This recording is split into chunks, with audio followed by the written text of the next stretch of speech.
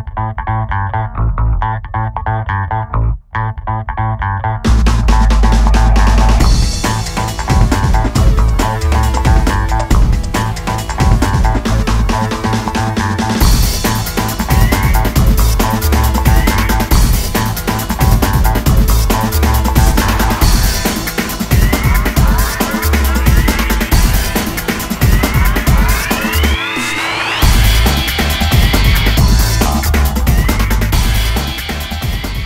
morning, guys.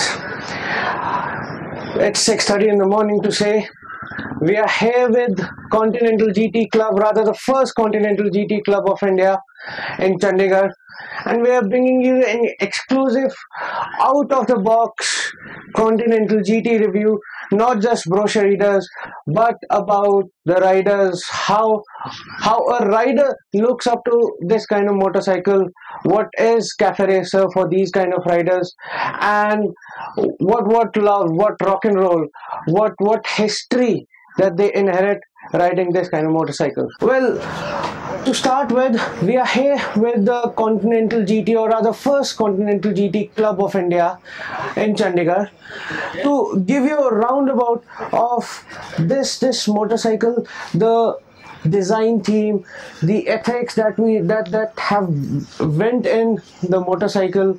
It's basically based on 1967 Birmingham 250 Royal Enfield GT. That was a dapper. That was the elite of sub 300cc cafe racers in London. It used to be the man, the motorcycle in British times. Royal Enfield have reinvented the whole thing, the cradle frame with Harris Performance, and now we all know that Harris is now owned by Royal Enfield. It's a 535 big bore 29 HP engine. They've got a clip-on handlebars. It's kind of a mix of future, present and past. It's got a Brembo floating calipers in front. It's got Pauli shocks in the rear disc brakes. It's got the gearing change. The chains are also changed. You've got a new set of consoles. It's got digital things. It's got bar and handlebar as an accessory in India. So all I can say is you're getting a modern day motorcycle into a classic frame and into something that your even dad would love to ride on your own hard money. Before we start talking to the club guys, let's take a run around through the motorcycle. What leaps of faith, what leaps of technology advancement Royal Enfield has taken all through these years. If you can say, the paint is top notch, the best in the country, the best we have seen so far from the stables of Royal Enfield, or rather any other motorcycle in India. Chrome, we've never had issues with Royal Enfield chrome. It has got very good shine on the clutch covers, on the starter covers. If you can see the clip-on handlebars, perfectly suited. It's a kind of a cheat in cafe racer thing. It's basically something between touring and outright cafe racer.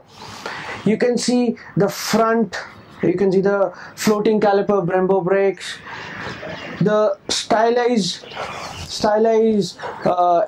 your turn indicators. You've got 535cc of EFI.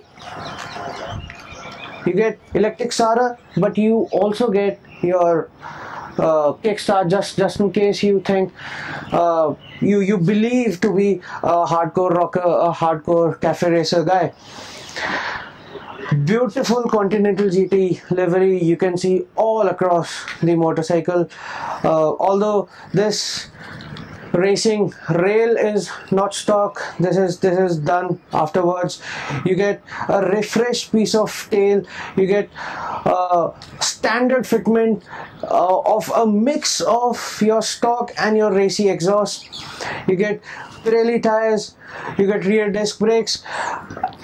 The most most, as they say, God is in details, and detailing is one thing that this bike gets 10 of 10, any day, anytime, anywhere.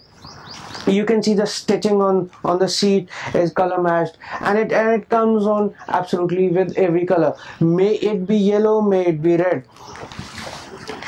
The Pauli shocks, again, so beautiful.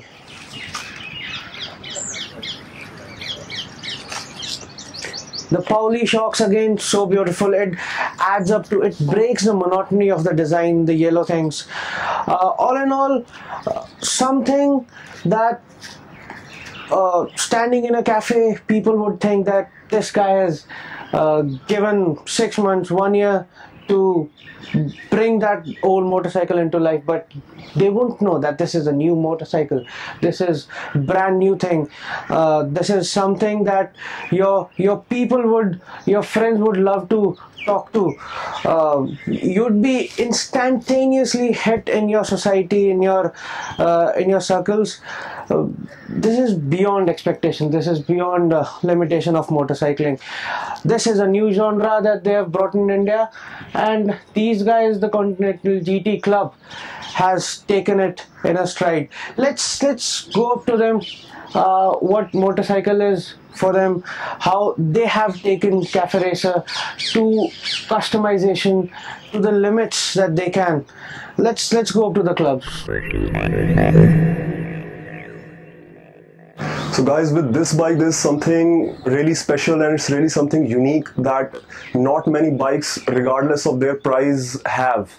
It has a connection that it gives the rider that is really missing in modern bikes these days. You know, there's a lot of ABS and traction control and stuff like that, but with this bike it really demands it demands a good rider. You have to be a rider to ride this bike, you know. And with this, the main point with this is that if you judge a bike by how it makes you feel rather than what it can do, the Continental GT is in a league of its own. Nothing even comes close to this. Well, the best thing about my bike is the way I feel when I ride. It's damn smooth, feels like, and the rev when I give it, it's a damn good pickup. This is the best thing I like. I suppose my riding depends on probably every day. Whenever I get time, I want to go grab something, I want to go for work, I just drive it every day.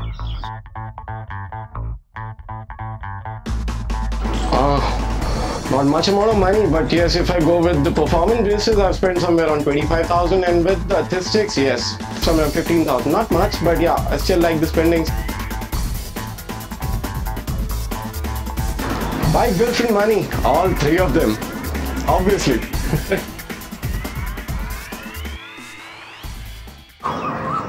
So like I said before, these bikes are a canvas for people. You know, they make it like what they think that their bike should be. You know, there are an extension of their personality. So first of all, with this bike you can see that it is a proper hardcore cafe racer. Whatever you don't need for its function has been taken out. There's no horns, there's no speedometer, there's no rear mudguard, there's no front mudguard. Everything that can be stripped out has been stripped out of the bike. Now what happens with that, the advantages of this is that there's no weight in the bike. You know, it's really lightweight, and that was the original philosophy of the cafe racers, is that you take a bike and you strip it out and try to lose as much weight as you can, because lightweight is better for everything. It's better for handling, it's better for performance, it's better for the overall performance of the bike. So this is a complete hardcore cafe racer, and you can have a look. It's been blacked out. This is a complete blacked out look on the bike. The rims are black, the exhaust is black, and the tail section has been cut down, because normally it comes with a chassis that comes through here, that's for the double seat. It has been taken out because the owner wants it to be a single seat bike, so that has been cut out. And that's the overall philosophy, you know. So you take out whatever you can, and you know, it makes the bike better. It's just the bare bones of the bike, and it's got a personality of its own. And the other bike here, the yellow one, has been worked on a lot on the performance aspect of the bike. With this bike, is the engine, the air filters have been worked on a lot. The airbox is removed, so there's no airbox. There's a K&N air filter.